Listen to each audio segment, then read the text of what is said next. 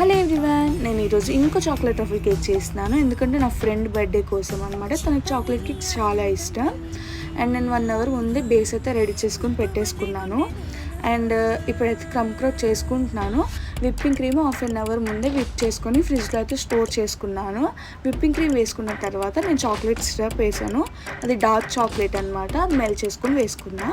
And ఫైనల్గా క్రమ్ చేసేసుకున్నాను. Half an hour పైన ఫ్రిడ్జ్లో అయితే స్టోర్ చేసుకున్నా. తర్వాత నేను నోజల్స్ అవి మంచిగా కట్ చేసుకున్నాను. ఈ చాక్లెట్ సిరప్ కొంచెం టైట్నింగ్ అయ్యాక నేను కేక్ బేస్ పైన అయితే పోర్ చేసేసుకున్నాను. అండ్ విప్పింగ్ క్రీమ్లో ఆఫ్ చాక్లెట్ సిరప్ వేసుకొని నేను ఈ కలర్లో తెచ్చుకున్నాను. అండ్ చిన్న నోజల్తో డిజైన్ అయితే వేసుకున్నా.